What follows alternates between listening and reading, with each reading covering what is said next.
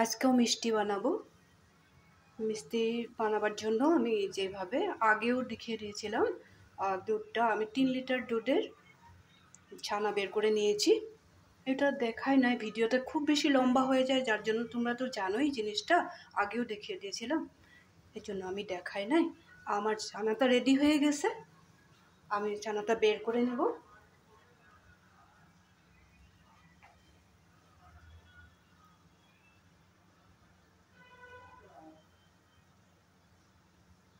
এগুলো দেখাতে গেলে অনেক দেরি হয়ে যায়, আর ভিডিওটা খুব বেশি লম্বা হয়ে যায়, কারো এত সময় থাকে না।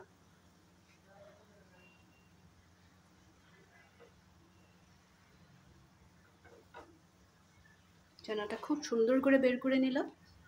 এরকম একটা পাতলা রুমাল নিয়েছিলাম, জলটা ছেঁকে নিলাম।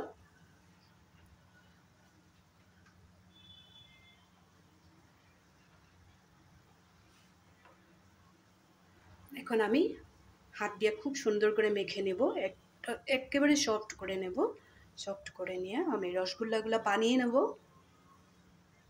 মিষ্টিই বলো, রসগোল্লাই বলো, ছোট ছোট করে আমি বানিয়ে নেব।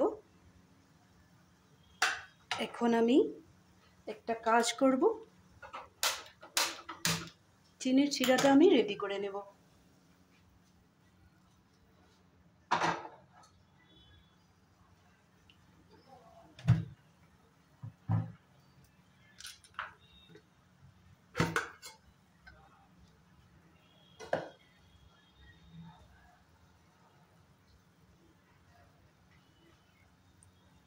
একটা কুকার বসিয়ে দিলাম,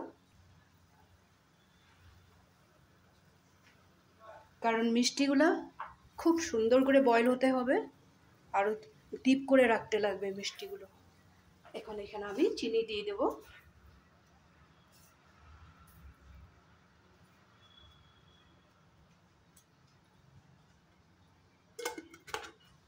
চিনির শিরাটা রেডি হতে হতে আমি মিষ্টিগুলো বানিয়ে রেডি করে নেব।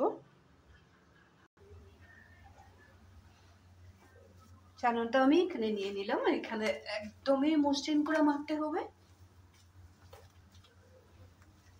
এইভাবে মাখবে, আমি দেখিয়ে দিই।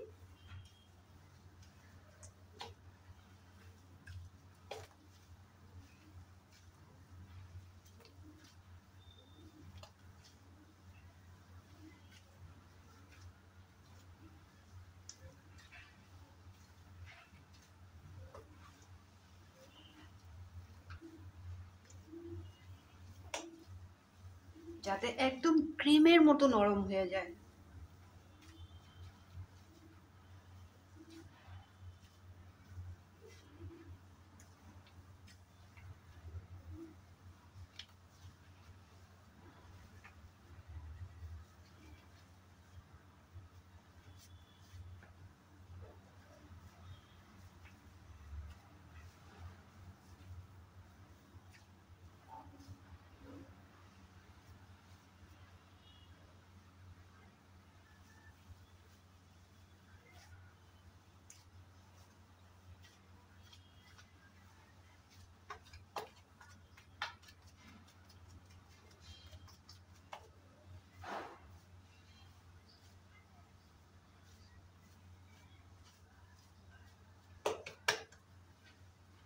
এখন আমি মিষ্টিগুলো একদম ছোট ছোট করে বানিয়ে নেব।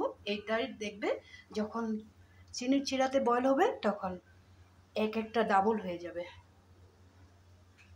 এইভাবে এখন দুটো হাতেই ব্যবহার করব, একদম গোল গোল করে বানাবো।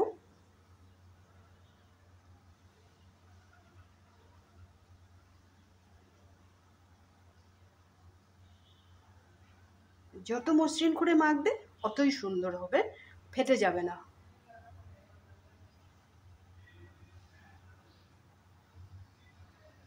একটা আমি রেডি করে নিলাম।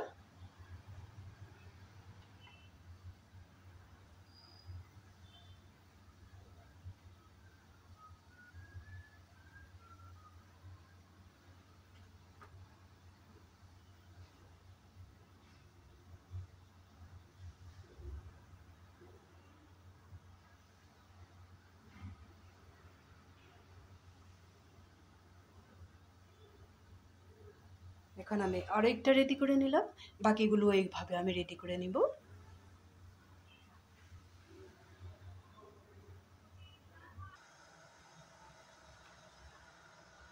মিষ্টির বলগুলো আমি রেডি করে নিলাম।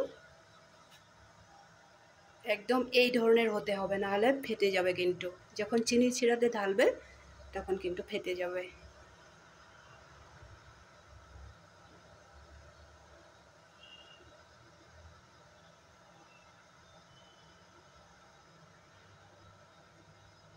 এখন চিনির শিরাটা আমার রেডি হয়ে গেছে, আমি একটা একটা করে এখানে দিয়ে দিব।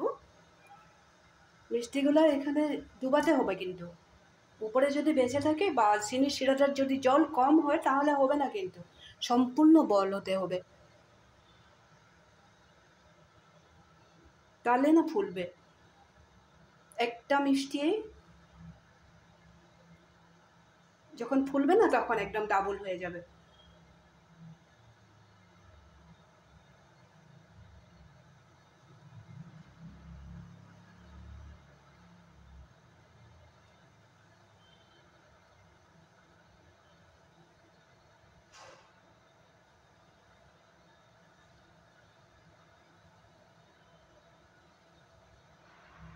দিয়ে দিলাম। এখন আমি গ্যাসের ফ্লেমটা পুরো বাড়িয়ে দিয়েছি, এই দেখো পুরো বাড়িয়ে দিয়েছি, আবার বসিয়ে দিলাম। আমি কুকারে একটু সুবিধা পাই, যার জন্য কুকারে দিয়ে দিলাম। এই যে দেখো আমি এইভাবে দেখিয়ে দিলাম একটু সাইড করে।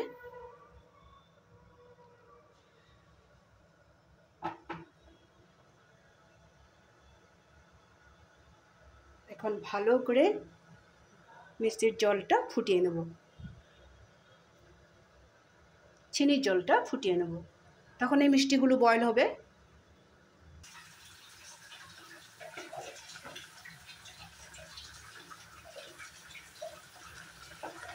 এই যে দেখো মিষ্টিগুলো একদম ফুলে ডাবল হয়ে গেছে। এই সময়টায় আমি কি করব, চিনির শিরাটার মধ্যে একটু এলাচের গুঁড়া দিব। আমি কিন্তু আগে দেই না, এই সময়টার মধ্যে দেই।